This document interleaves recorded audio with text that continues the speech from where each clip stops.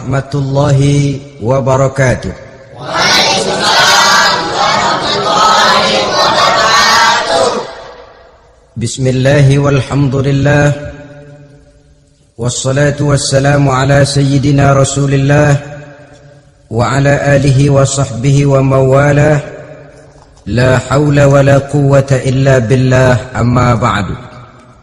Saudara-saudara kaum muslimin yang berbahagia, di dalam kehidupan ini kita senantiasa mengambil i'tibar, contoh dan teladan dari orang-orang sebelum kita.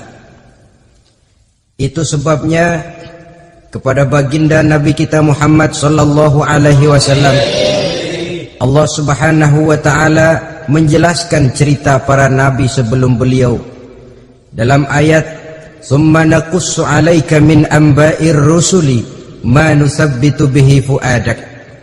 Demikianlah kami ceritakan kepadamu wahai Muhammad sebagian dari kisah para rasul-rasul sebelum kamu yang dengan itu akan memperkuat hatimu, meneguhkan keyakinanmu dan memantapkan pendirianmu. Inilah manfaatnya belajar dari sejarah. Jadi jangankan kita, baginda Nabi sendiri pun oleh Allah Subhanahu wa taala diceritakan sejarah para nabi sebelum beliau yang dimusuhi oleh umatnya, yang dicaci maki oleh kaumnya, yang terusir dari kampung halamannya, bahkan sampai ada yang terbunuh oleh umatnya. Itu seluruhnya merupakan i'tibar manusabbitu bihi fu'adak, untuk memantapkan langkahmu, meneguhkan keyakinanmu dan menguatkan pendirianmu menghadapi perjuangan ini. Sehubungan dengan itu, pada pertemuan kali ini Al-Fakir ingin menyampaikan satu cuplikan kecil dari kehidupan seorang sahabat utama baginda Nabi, yaitu Sayyidina Umar ibn al-Khattab radhiyallahu anhu. Beliau adalah Umar bin Khattab bin Nufail bin Abdul Uzza dari suku Quraisy golongan Bani Adi. Perawakannya tinggi, kekar dan gagah, melambangkan sifatnya yang pemberani, tegas dan tidak pernah kenal takut kepada siapapun. Sebelum mendapat hidayah, Umar bin Khattab termasuk orang yang berdiri di barisan orang-orang yang memusuhi umat Islam. Ia terperangkap dalam tradisi jahiliyah, di mana gemar berperang dan bermabuk-mabukan juga merupakan hal-hal yang pernah dilaksanakan dalam kehidupannya sebelum beliau masuk ke dalam agama Islam. Oleh karena itu, dalam kehidupan beragama, hidayah merupakan sesuatu yang penting. Bagaimanapun banyaknya dosa dan kesalahan yang telah dilakukan oleh seseorang, tidak seharusnya menyebabkan ia putus asa dari rahmah Allah. Sebaliknya, bagaimanapun banyak kebajikan dan kebaikan yang sudah dikerjakannya, tidak perlu membuat dia besar hati, puas, bangga, apalagi menjadi lalai karenanya. Sebab kita belum tahu akan bagaimana ujung perjalanan dari kehidupan kita ini. Saudara-saudara, kisahnya pun masuk Islam merupakan peristiwa yang menarik. Pada satu hari, dengan pedang terhunus, Umar bin Khattab menuju Darul Arqam, tempat di mana baginda Nabi biasa berkumpul dengan para sahabat.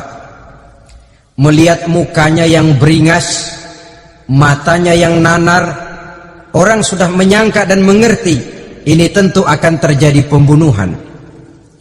Dalam perjalanan menuju Darul Arqam, Umar bertemu dengan Nuaim bin Abdullah. Nuaim bertanya, "Ya Umar, mau kemana ente?"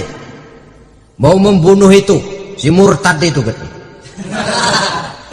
"Si murtad yang mana?" "Yang mana lagi? Itu yang memecah belah kita, yang menghina berhala-berhala kita, yang menjelek-jelekkan nenek moyang dan keturunan kita. Siapa lagi kalau bukan Muhammad?" Kata Nuaim, "Umar, enggak salah. Tidak salah lagi." "Salah Umar. Salah kenapa? Apa kamu nggak malu? Kamu mau pergi membunuh Muhammad, sementara adikmu sendiri Fatimah, dia sudah termasuk salah seorang pengikut Muhammad. Mendengar ini, muka yang memang tadinya sudah marah dan merah, tambah jadi kelabu. Bukan main mangkalnya Umar bin Khattab. Orang lain dia musuhi, orang lain dia kejar-kejar. Ini malah adiknya sendiri menjadi pengikut dari baginda Nabi. Tidak jadi menuju Darul Arqam, dia berangkat ke rumah adiknya Fatimah. Adapun di rumah Fatimah sedang berkumpul Fatimah, suaminya Sa'id bin Zaid, dan seorang sahabat Habab ibnul Arad. Mereka sedang membaca Quran. Waktu itu Quran belum lagi dijilid macam sekarang, jadi masih merupakan suhuf atau lembaran-lembaran tercecer saja. Ketuk pintu, ya tentu tidak assalamualaikum karena dia belum Islam. Tok tok tok, siapa di luar? Umar. Mendengar suaranya saja, ini sahabat yang namanya Habab ibnul Arad sudah lari ke belakang pintu. Sambil komat kamit baca doa mohon diselamatkan oleh Allah. Adapun Fatimah yang sedang memegang suhuf, lembaran tulisan Quran itu, menyembunyikan suhuf itu di belakang bajunya. Umar masuk. Fatimah, saya bang. Apa benar berita yang saya dengar? Berita apa itu bang? Bahwa kau sudah masuk Islam. Bang, andai kata Muhammad memang benar, bagaimana? Sudahlah, jangan belit-belit. Jawab saja, kau masuk Islam benar atau tidak? Ya. Saudara hadirin, begitu dikatakan iya, tangannya langsung melayang, menampar muka adiknya ini, sehingga mengalir darah dari hidungnya. Suaminya Sa'id bin Zaid yang mencoba melindungi istrinya, dipegang lehernya, dibanting, diduduki dadanya. Oh, ini jawara ini.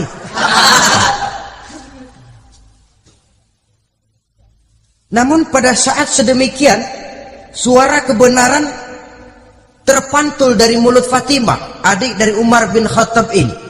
Umar, apakah engkau memukul orang yang bersaksi bahwa tidak ada Tuhan melainkan Allah dan Muhammad Rasulullah? Apakah engkau menganiaya seseorang yang terpanggil untuk mengikuti kebenaran? Manusia macam apa engkau, Umar? Saudara, memang dia orang keras, tapi hatinya mudah menerima kebenaran. Sehingga mendengar kalimat adiknya ini tercenung dia sejenak, melongok, bengong kata anak sekarang. Ini kalau tidak karena keyakinan yang mantap, tidak mungkin orang ini, anak adik saya ini bicara macam begini. Umar, mengapa engkau memukul orang yang bersaksi bahwa tidak ada Tuhan melainkan Allah dan Muhammad Rasulullah? Mengapa engkau pukul orang yang mengikuti kebenaran, menerima hidayah dari Allah? Begitu yakin dan mantapnya, walaupun di tengah satu hal yang sangat menakutkan. Siapa yang tidak takut orang Quraisy berhadapan dengan Umar bin Khattab yang dikenal sebagai singa padang pasir pada waktu itu? Malahan dia termasuk salah seorang jagoan. Di tradisi masyarakat jahiliyah itu ada satu pasar yang namanya pasar Ukaz. Tiap tahun di pasar itu diadakan pesta. Pertama pertandingan syair, jadi penyair waktu itu jadi kebanggaan. Syair-syair yang menang itu digantung di dinding Ka'bah. Jadi setiap suku akan bangga kalau mempunyai ahli syair yang hebat. Nah, lalu diadakan juga lah perlombaan balap kuda, memanah, termasuk gulat. Lah Umar ini tiap kali pertarungan mesti menang. Belum pernah ada yang berhasil mengalahkan dia. Jawara. Saudara-saudara, mendengar adiknya begitu mantap hatinya, apalagi ketika adiknya berkata begitu, suhuf, lembaran yang disembunyikan di belakang bajunya tersembul. Apa yang kau sembunyikan di balik bajumu itu? Suhuf. Apa suhuf itu? Lembaran Al-Quran. Coba saya lihat. Enggak boleh. Kenapa? Kamu kotor. Orang kotor tidak boleh megang Quran. Saya mau lihat. enggak boleh. Kalau kamu mau lihat, mandi dulu. Diturutinya permintaan adiknya itu. Lalu diambilnya suhuf tadi, dia baca. Kebetulan ayat yang dibacanya ayat pertama dari surah Thaha yang berlanjut dengan ayat 14 pada surah yang sama. Dia baca, Bismillahirrahmanirrahim. Thaha ma anzalna ilaikal qur'ana litashqa illa tazkiratan liman yakhsha. Thaha, tidaklah aku turunkan Al-Quran ini untuk bikin sukar manusia, melainkan merupakan pengingat bagi orang-orang yang takut kepada Allah. Lalu pada ayat ke-14, Innani anallahu la ilaha illa ana fa'budni. Sesungguhnya akulah Allah, tidak ada Tuhan melainkan aku, maka hendaknya hanya kepadakulah kamu menyembah.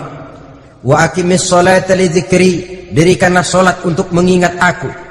Inna sa'ata atiyatun akadu ukhfiha litujza kullu nafsin ma tas'a. Sesungguhnya kiamat itu pasti akan datang, yang sengaja waktunya kami tidak beritahukan kepada kamu semua, untuk kami balas segala setiap orang tentang apa saja yang telah mereka lakukan dalam kehidupan di dunia ini. Setelah membaca ayat ini, gemetar tangannya. Ini sih nggak main-main ini. Ini belum pernah saya baca ajaran semacam ini. Tidak patut orang yang mempunyai kitab suci semacam ini dimusuhi. Ini sesuatu yang benar, tergetar jiwanya. Hei Fatimah, Muhammad di mana Muhammad? Saya tidak akan memberitahu kepada kamu. Di mana? Saya tidak akan memberitahu. Lebih baik kau bunuh saya kalau memang maksudmu mau mencelakakan Muhammad. Sama sekali saya tidak akan mencelakakan dia, Fatimah. Kasih tahu saja, di mana dia? Darul Arqam. Bergegas dia menuju Darul Arqam. Di dalam Nabi memang sedang kumpul dengan para sahabat, termasuk ada Sayyidina Hamzah yang juga terkenal jawara juga. Ketuk pintu. Ketuk pintu. Siapa di luar? Umar. Di dalam ini geger sebagian sahabat. Umar datang ini pasti bencana. Umar datang, wah, kalau istilah kampung, kerok dan urusan.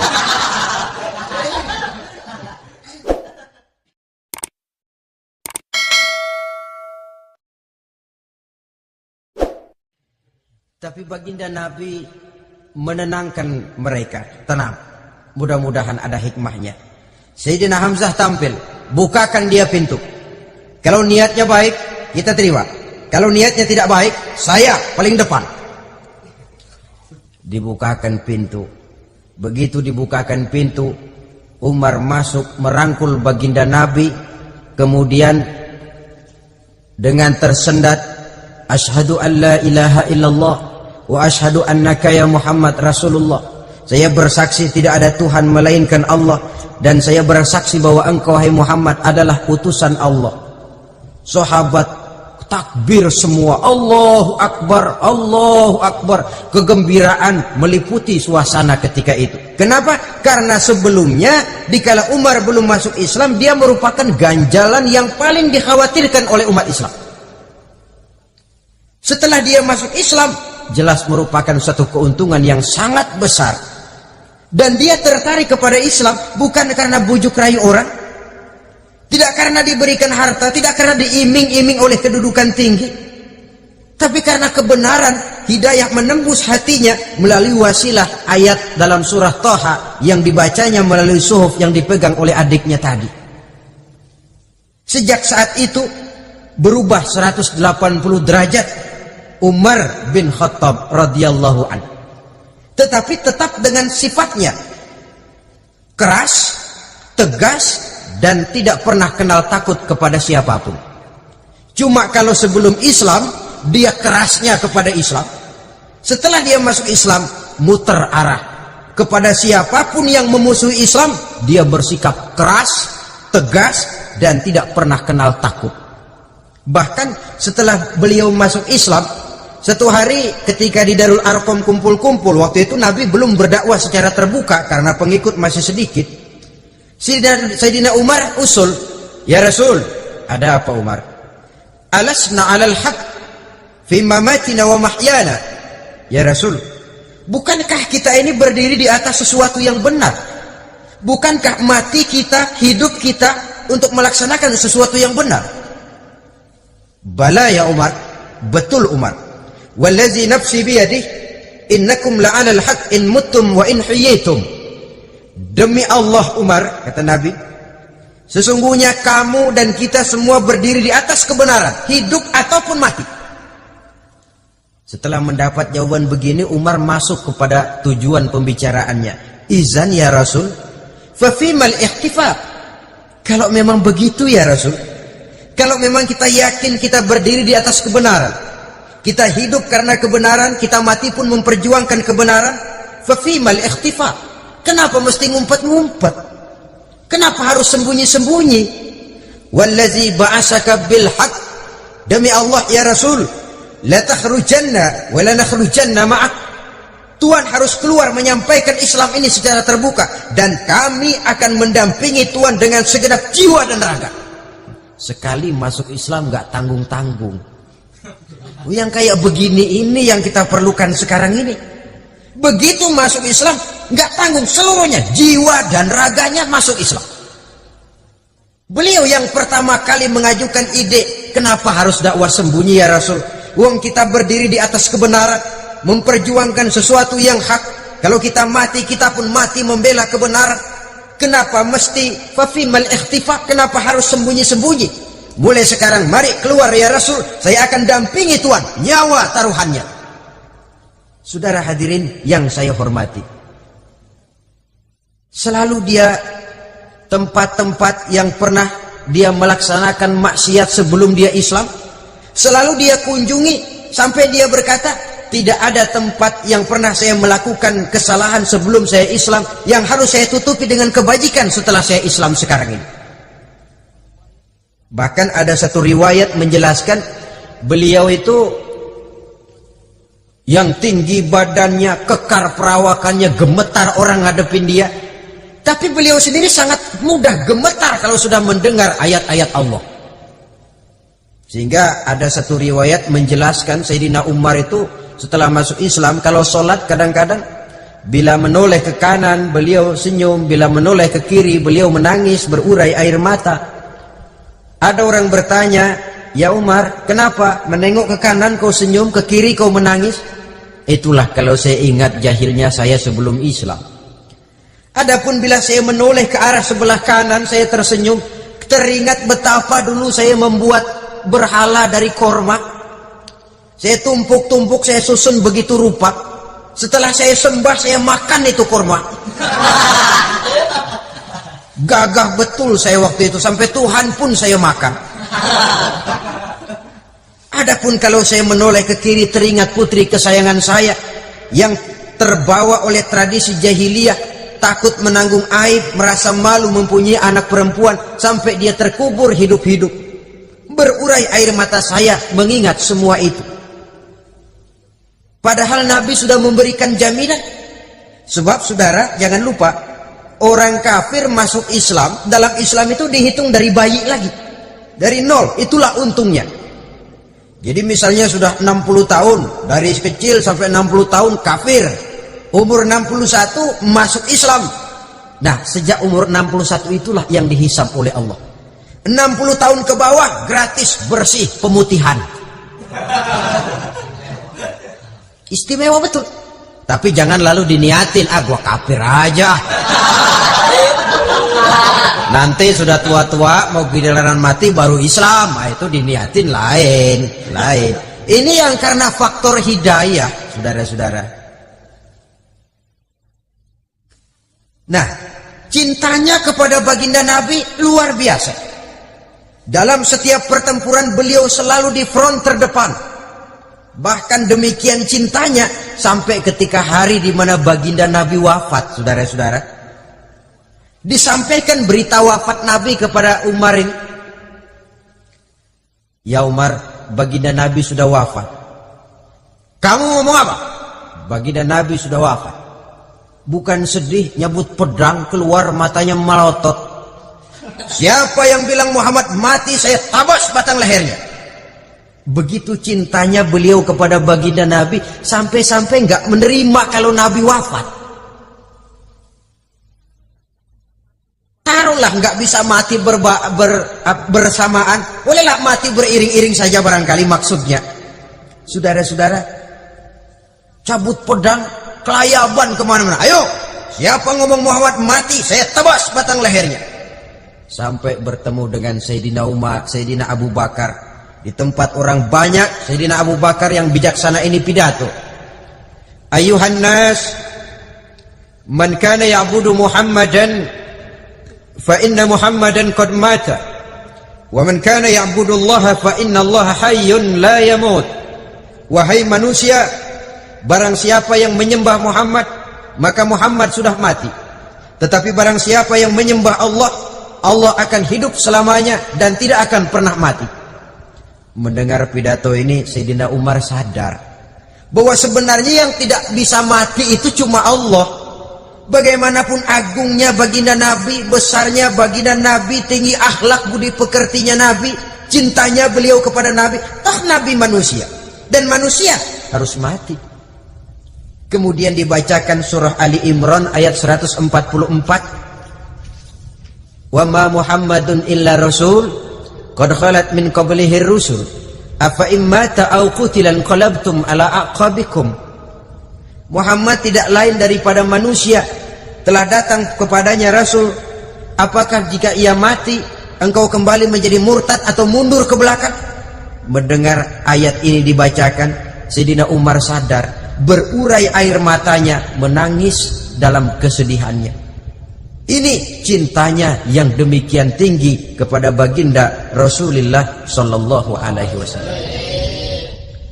Begitulah seluruh kesalahan yang dia lakukan pada saat sebelum dia masuk Islam, berusaha dia tutupi dan dia tebus dengan segala kebaikan, pengabdian, perbuatan soleh setelah dia masuk Islam. Sehingga diajarkan oleh baginda Nabi, ittaqillaha haitsu ma kunta wa atbi'i sayyi'atal hasanata tamhuha wa khaliqin nasa bi khuluqin hasanin. Bertakwalah kamu kepada Allah, kata Nabi, dimanapun saja kamu berada. Jadi takwa tidak kenal tempat. Dimanapun saja kamu berada, bertakwalah kepada Allah. Di rumah takwa, di pasar takwa, di kantor takwa, di tengah orang banyak takwa, pada waktu sendirian takwa. Ittaqillaha haitsu ma kunta. Bertakwalah kau kepada Allah dimanapun saja kamu berada. Jangan takwa pakai tempat. Di masjid takwa, di kantor nyolong. Itu tidak haitsu ma kunta yang diajarkan oleh Nabi. Dimanapun kamu berada, bertakwalah kepada Allah. Wa atbi'i sayyi'atal hasanah tamhuha. Dan iringi perbuatanmu yang salah dengan kebaikan. Jadi kalau satu saat terselip kita berbuat salah, cepat iringi dengan kebaikan. Tamhuha, dengan harapan kebaikan yang kita kerjakan akan menutupi dosa yang terselip kita lakukan. Amin. Ngomongin orang, astagfirullahaladzim, banyak istighfar. Istighfarnya mudah-mudahan bisa nutupin dosa karena ngomongin orang. Tapi jangan lalu tambal sulam, ngomongin orang istighfar, terus ngomongin lagi istighfar lagi. Itu tentu tidak bisa dengan cara begitu. Barangkali terselip pernah mengambil harta orang tanpa alasan yang hak, imbangi dengan rajin sedekah misalnya. Barangkali pernah menyakiti hati orang, imbangi dengan perbuatan yang bisa menyenangkan hati orang lain.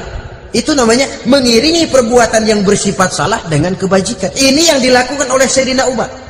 Setiap pelosok hampir dia datangi. Tempat-tempat di mana dia pernah melakukan kesalahan sebelum Islam, di sana dia tegakkan kebajikan dan kebaikan. Kegagahannya, keperkasaannya, keberaniannya sepenuhnya bulat-bulat sudah diwakafkan untuk kepentingan Islam. Saudara hadirin yang saya hormati, diperlukan orang-orang yang punya keberanian macam Sayyidina Umar. Berani karena panggilan hidayah, bukan berani babi. Babi berani juga, babi cuman nyeruduk. Artinya berani yang tanpa pertimbangan. Berani yang tanpa pertimbangan pada akhirnya akan menyulitkan kita sendiri. Beliau gagah, beliau berani, beliau punya kekuatan, beliau punya wewenang, dan itu dimanfaatkannya untuk menjadi backing baginda Nabi kita Muhammad sallallahu alaihi wasallam. La takhrujanna wa la nakhrujanna ma'ak ya Rasul. Rasul, keluar, sampaikan dakwah secara terbuka. Saya akan mendampingi Tuhan. Jika ada yang ganggu Tuhan, saya paling depan.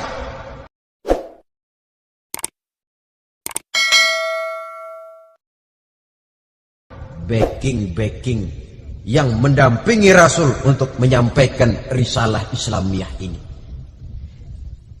Saudara hadirin yang saya hormati,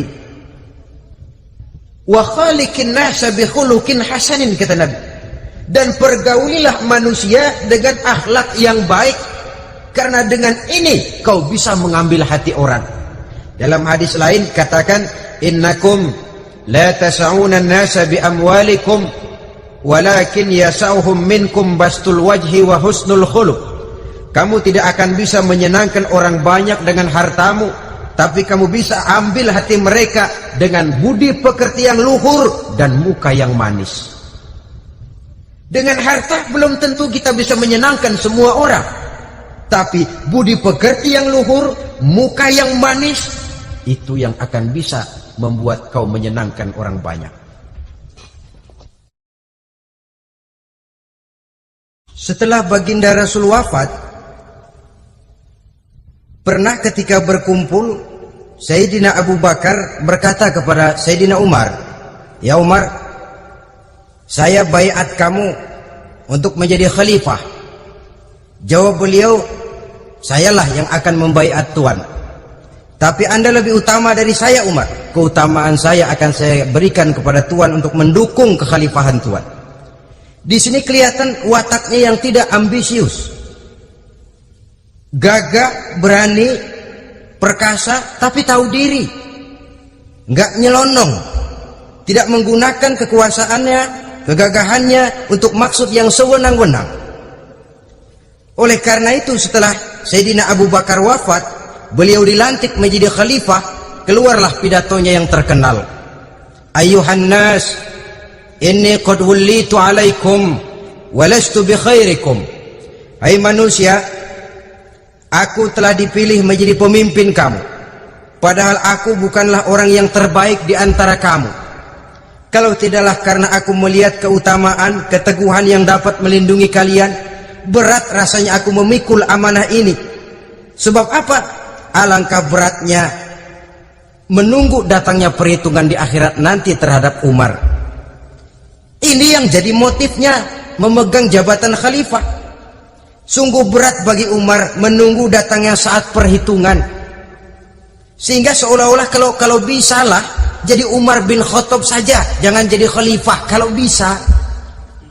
Tapi moya umat sudah kadang memilih, sehingga benar kalau dalam satu hadis Nabi pernah mengajarkan jangan memberikan satu jabatan kepada orang yang memintanya.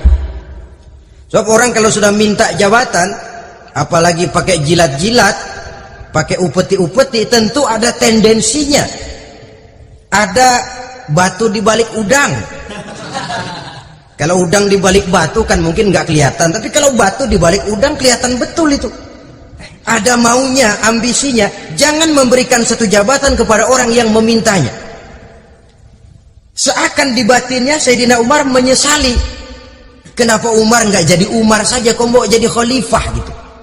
Alangkah berat perhitungan buat saya di akhirat nanti. Nah, setelah jadi khalifah, sebagai satu i'tibar, saya akan mencoba mengemukakan beberapa sifatnya yang menonjol untuk pelajaran buat kita semua.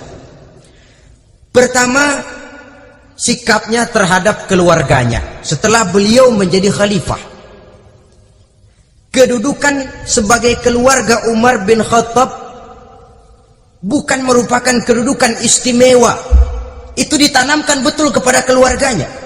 Jangan karena bapakmu khalifah, lalu mentang-mentang anak khalifah kau merasa dapat fasilitas, merasa bisa berbuat semau-maumu, kau harus punya tanggung jawab dan beban moral memberikan contoh yang lebih baik kepada rakyat. Ini yang ditekankan kepada keluarganya. Kalau beliau mau mengeluarkan undang-undang, undang-undang itu lebih dahulu dibicarakan di tengah keluarganya, kumpul anak-anaknya. Ini akan ada undang-undang begini. Siapa di antara kalian mau mentaati, persilahkan. Yang tidak pun persilahkan. Tapi saya ingatkan, kalau ada dari keluarga Umar yang melanggar peraturan yang saya keluarkan ini, saya akan menghukumnya 2 kali lipat karena dia keluarga saya. Menghukumnya 2 kali lipat karena dia keluarga saya. Jadi bukan mentang-mentang anak babe lalu kebal hukum. Tidak. Siapa yang di antara kalian melanggar peraturan ini, akan aku kenakan hukuman 2 kali lipat karena dia keluargaku. Nah, saudara hadirin yang saya hormati, lalu berwibawa, dijaga betul keluarganya. Suatu hari beliau datang ke rumah putranya Abdullah bin Umar. Ketika masuk dilihatnya Abdullah bin Umar sedang makan daging. Makan daging. Merah muka Umar. Mentang-mentang anak khalifah ya. Mentang-mentang anak Amirul Mukminin ya, kamu makan daging. Lihat tuh rakyat kita masih banyak yang kelaparan, makan daging, makan roti keras. Padahal itu halal. Sesuatu yang diperoleh dengan usahanya sendiri. Tetapi begitu hati-hatinya Umar untuk menjaga pandangan orang. Keluarga khalifah merupakan beban moral sebab akan dijadikan contoh oleh rakyatnya. Mentang-mentang anak khalifah ya makan daging. Lihat tuh rakyat, roti keras digarotin. Lain saat beliau pergi ke satu pasar. Di situ dilihat ada sapi gemuk-gemuk. Tempat lain sapinya kurus-kurus. Tanya, ini yang gemuk-gemuk sapi siapa? Sapi Abdullah bin Umar. Sapi anaknya. Panggil Abdullah bin Umar, suruh sini. Datang anaknya itu. Abdullah bin Umar, bagaimana ceritanya sampai ini? Begini Bapak. Dahulu itu dengan uang saya beli sapi kurus-kurus. Lalu saya rawat. Saya berikan upah orang untuk merawat sapi-sapi itu. Sampai sekarang dia menjadi gemuk. Akan saya jual dan keuntungannya tentu sesuatu yang halal. Subhanallah, kata Umar. Kau ini anak Amirul Mukminin. Jual sapimu. Ambil modalnya, untungnya, masukkan baitul mal untuk urus kepentingan orang Islam. Dia nggak mau anaknya terlibat bisnis, ndompleng kekuasaan ayahnya. Karena mentang-mentang anak khalifah lalu segala macam bisnis lancar. Orang takut karena apa? Anak babe. Ada lagi. Pada waktu pembagian harta ghanimah, putri beliau yang namanya Hafsah, ini adalah istri baginda Nabi, meminta bagian. Kaum kerabat ayah, ini kerabat khalifah, kitalah dulu kerabat. Kalau kau kerabatku, maka jatahmu nanti dari ayahmu. Harta ini masih lebih banyak dibutuhkan oleh orang-orang Islam. Nanti belakangan kalau ada sisanya. Belakangan kalau ada sisanya. La haula wala quwata illa billah.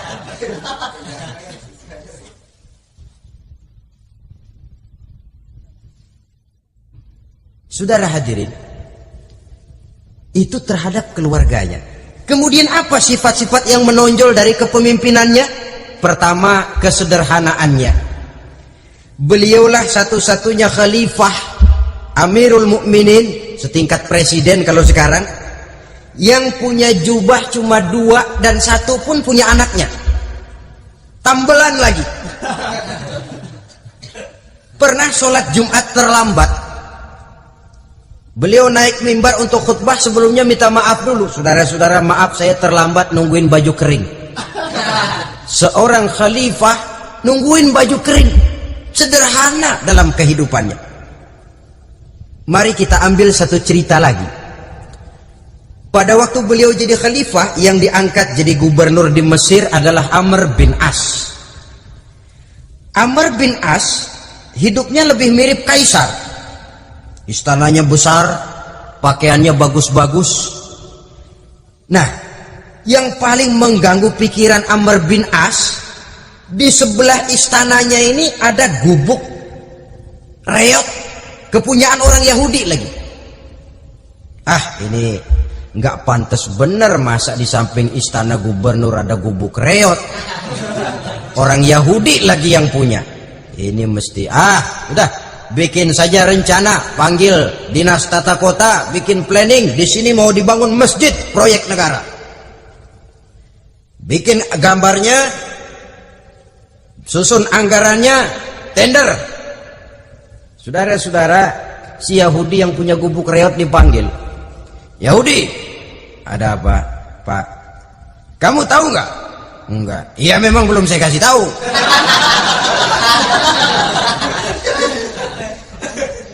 Ada apa, Pak? Itu kamu punya gubuk, tahu? Kena proyek.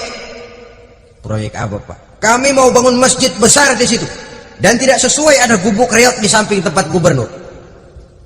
Jadi maksud Bapak, gubukmu, tanah-tanahnya mau saya bebaskan, saya beli. Enggak mau, Pak, saya enggak mau jual. Saya bayar 2 kali lipat. Enggak mau. 3 kali lipat, 6 kali lipat juga enggak mau, Pak. Saya dari muda peres keringat banting tulang cuma segitu-gitunya, Pak, tempat saya tinggal. Gubuk reot sama tanahnya sedikit, makmur saya, Pak, cuma rumah sama sumur.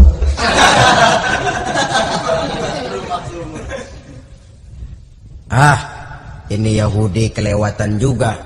Akhirnya turun perintah, sudah, kalau dia nggak mau dibebaskan, gusur saja, tarik, ambil bulldozer, gusur. Yahudi ini berurai air matanya. Aduh, begini jadi rakyat kecil, udah jatuh ketiban ember lagi.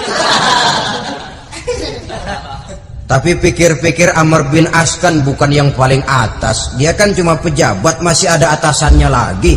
Lapor, lapor. Yahudi ini berangkat ke Madinah. Bayangkan dari Mesir ke Madinah, jalan. Di sepanjang jalan dia berpikir, membanding-banding.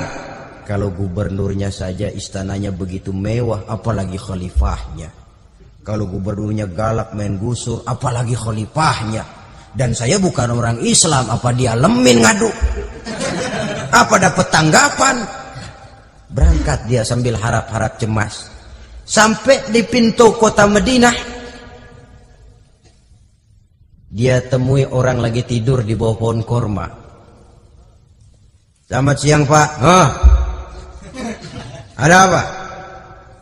Pak. Apa? Mau lapor. Lapor apa? Bapak tahu Khalifah Umar bin Khattab? Tahu? Istananya di mana, Pak? Istananya di atas lumpur. Di atas lumpur. Di atas lumpur. Pengawalnya banyak, Pak. Banyak.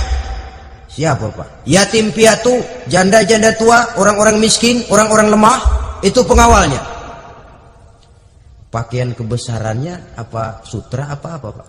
Pakaian kebesarannya malu dan takwa. Saya nggak ngerti, Pak. Itulah Umar bin Khattab. Lalu orangnya sekarang di mana, Pak? Di depan ente. Rupanya yang dia tanya itulah orangnya. Gemeter Yahudi ini, keringat bercucuran. Coba, istananya di atas lumpur. Sebab beliau berprinsip, bagaimana saya bisa menghayati nasib rakyat kalau saya tidak merasakan apa yang mereka rasakan? Bagaimana saya nggak bisa tahu sakitnya lapar kalau saya belum pernah kelaparan? Itu prinsipnya. Istananya di atas lumpur. Para pengawalnya yatim piatu, janda-janda tua, orang-orang miskin, orang-orang lemah dan tidak mampu. Dan pakaian kebesarannya malu dan takwa. Kamu dari mana? Dari Mesir, Pak. Ada apa? Mau laporan gubernur Bapak di Mesir yang namanya Amr bin As. Kenapa? Main gusur aja, Pak. Ceritanya? Iya, dia mau bangun masjid. Kebetulan di areal itu saya punya tanah sama gubuk segitu-gitunya. Saya nggak mau dibeli. digusur Pak, saya mau mencari keadilan. Begini, kamu lihat tempat sampah itu, lihat, di situ banyak tulang, coba kamu ambil kemari satu, tulang unta, bawa sini.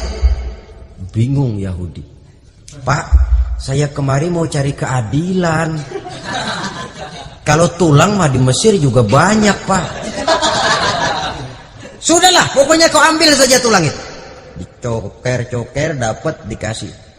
Tulang itu digaris lurus oleh Sayyidina Umar dengan ujung pedang. Red. Nah, nih, kau bawa kepada Amr bin As.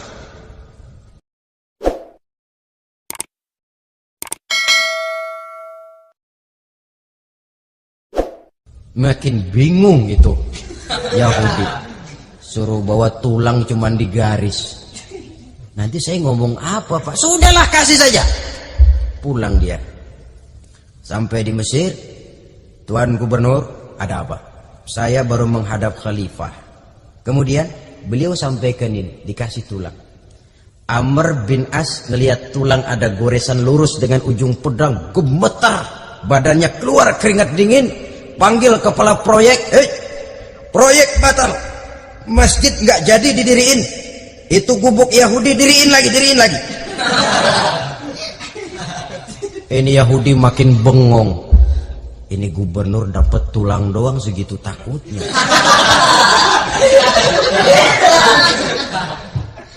Ada apa sebenarnya Tuan Gubernur? Kamu tahu, ini nasihat pahit buat saya dari Amirul Mukminin Umar bin Khattab. Seolah-olah beliau bilang, "Hai Amr bin As, jangan mentang-mentang sedang berkuasa ya. Pada satu saat kau akan jadi tulang-tulang kayak begini. Maka mumpung kamu masih hidup dan berkuasa, berlaku lurus dan adillah kamu seperti lurusnya garis di atas tulang ini. Keren. Lurus, adil, jangan bengkok. Sebab kalau kamu bengkok, nanti aku yang luruskan pakai pedangku." Siapa yang nggak ngeper digituin? Sampai akhirnya apa? Kata si Yahudi, Pak, kalau begitu Islam adil ya. Adil. Kalau gitu biarin dah Pak, tanah saya. Mau kamu jual? Bukan saya jual Pak, saya kasih aja dah. Campur gubuk-gubuknya, ambil aja dah.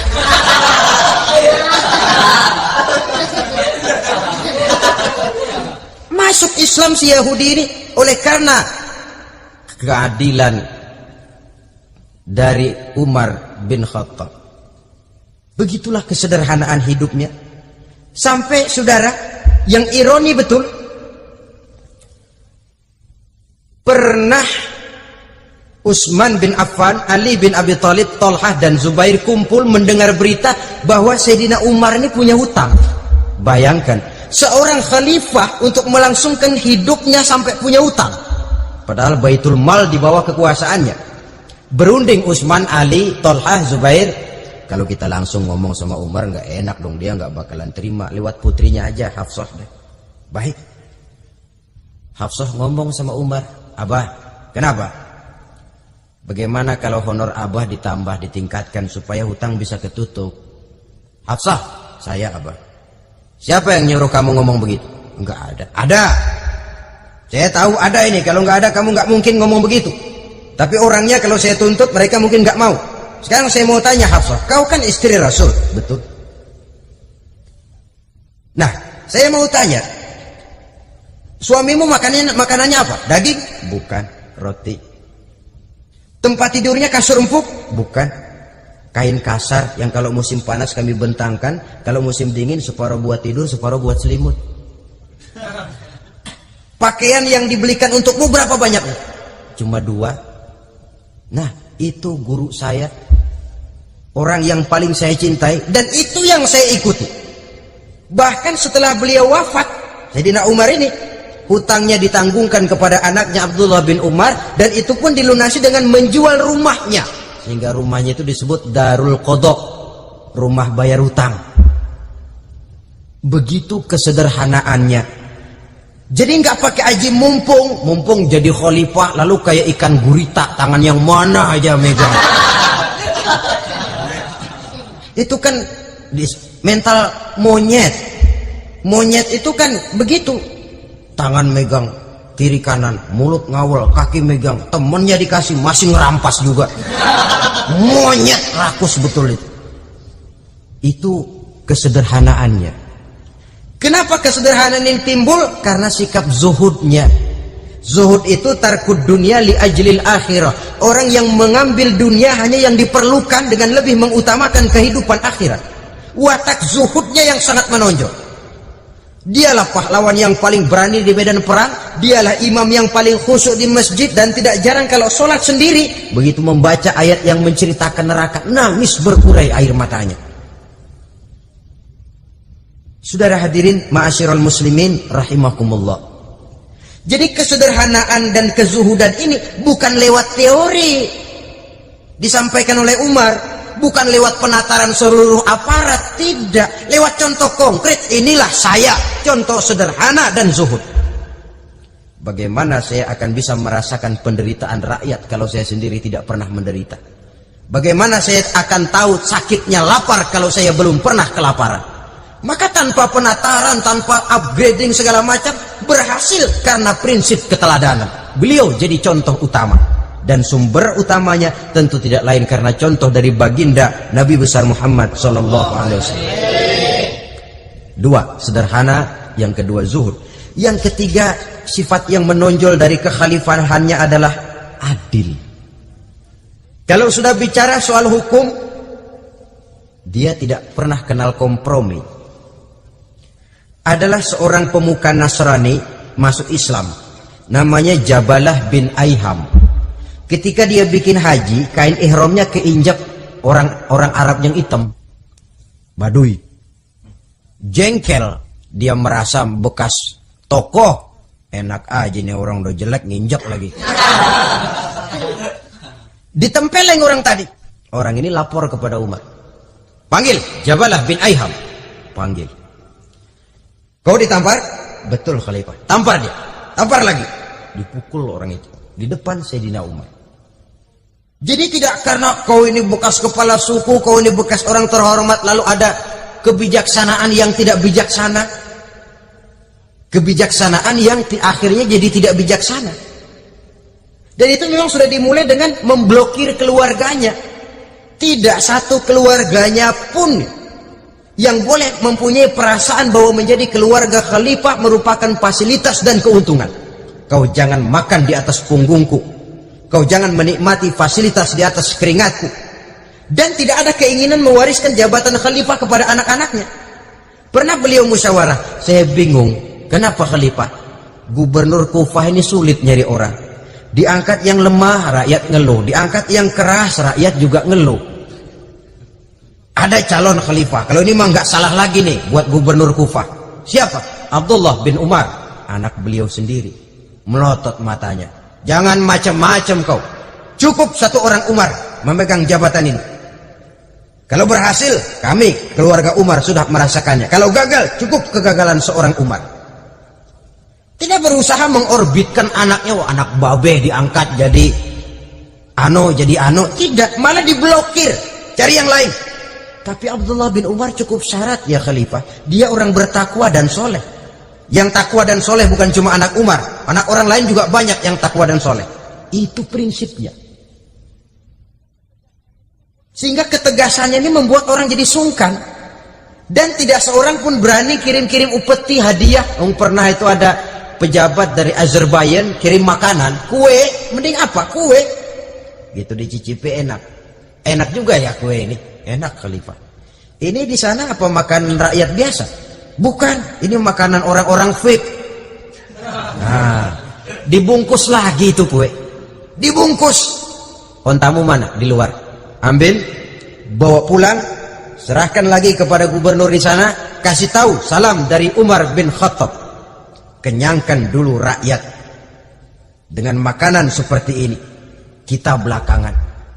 Jadi kalau rakyat lapar, saya orang pertama yang akan merasakan kelaparan. Tapi kalau rakyat makmur, biarlah saya menjadi orang terakhir yang kenyang. Kan bagus prinsip itu. Jikalau rakyat kelaparan, saya akan jadi orang pertama yang merasakan lapar. Tapi kalau rakyat makmur, biar saya jadi orang terakhir yang kenyang. Jangan dibalik. Pada saat rakyat kelaparan, dia kekenyangan.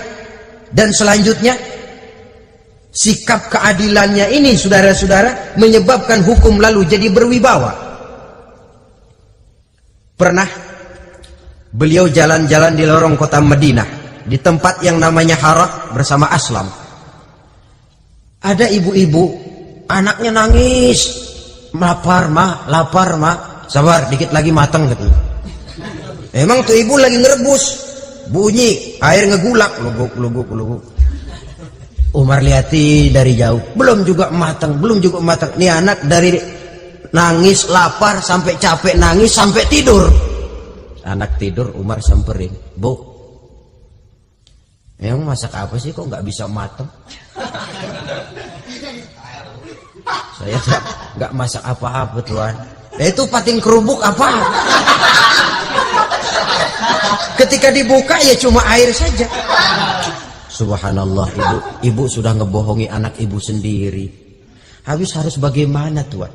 Saya sudah nggak punya makanan untuk dimasak, sementara perut nggak kenal kompromi. Jalan satu-satunya ya terpaksa anak saya bohongi. Saya bilang sebentar lagi matang sampai dia tidur sekarang ini. Memangnya Khalifah Umar gimana sih ngurusi rakyat? Subhanallah, dia orang zalim. Dia yang memegang urusan kami, tapi dia nggak tahu nasib saya. Anak kelaparan, keluarga terlantar. Oh begitu. Iya, zalim betul Umar bin Khattab itu. Kalau begitu ibu tunggu sebentar. Dia pulang bersama Aslam menuju Baitul Mal. Dia ambil tepung 1 karung, dipikul sendiri. Dipikul sendiri, kata Aslam, ya Khalifah biar saya yang bawa. Jangan. Kenapa Khalifah? Apa kau kira kau sanggup mikul dosa saya di akhirat nanti? Biar saya yang mikul sendiri. Dia bawa ke tempat tuh ibu-ibu. Dia masakin sendiri. Nah Bu, sudah matang, persilakan masak. Makan. Alhamdulillah Tuan. Mudah-mudahan Allah memberkahi Tuan. Tuan lebih baik dari Umar bin Khattab yang zalim itu. Memang sebenarnya Tuan siapa, kata tuh ibu? Saya. Iya, saya ya Umar bin Khattab yang ibu bilang zalim itu. Gemetar si ibu. Gemetar si ibu. Tapi memang peka dan menghargai kritik orang. Tidak membungkam setiap orang yang nadanya sumbang atau berbeda. Kadang beliau berkata, saya khawatir karena orang terlalu segan dengan saya lalu nggak ada yang berani negur kalau saya salah. Kan begitu biasanya. Karena sudah terlalu segan lalu semuanya orang mau diaminin saja. Asal dibilang nggak benar marah, jengkel. Lalu disingkirin, maunya diiyain, inge kulo nuwun. Oke bos. Beliau bilang, saya khawatir kalau tidak ada orang yang mau menegur kesalahan saya jika saya terlanjur nanti. Tahu-tahu muncul orang, demi Allah, saya akan menegur Tuan dengan pedang saya ini. Cerah mukanya, senyum bibirnya, alhamdulillah. Anak muda, saya memerlukan orang macam kau. Yang berani berkata iya terhadap yang benar dan tidak terhadap yang tidak benar, apa dan bagaimanapun resikonya. Di sini kelihatan sikap beliau menghadapi orang yang berbeda pendapat. Keadilan, keberanian dan ketegasan, cepat menerima kebenaran, merupakan serentetan dari sifat-sifat utama beliau sejak masuk Islam sampai menjadi khalifah yang kedua. Bahkan dengan jasa beliau, Islam kemudian tersebar, menembus dinding Jazirah Arabia, memasuki Bizantium dan Persia, sehingga beliau juga dikenal sebagai periode Al-Futuhat Al-Islamiyah. Nah saudara-saudara, inilah cuplikan kecil dari kehidupan seorang agung dan besar yang memang sangat terbatas kata-kata untuk melukiskan kebesaran itu. Namun yang secuplik ini mudah-mudahan menjadi sumbangan moral dalam rangka kita memperbaiki diri menuju kehidupan yang lebih baik. Terima kasih banyak atas segala perhatian. Mohon maaf atas segala kekurangan. Usikum wa nafsi bitaqwallah. Wassalamualaikum warahmatullahi wabarakatuh.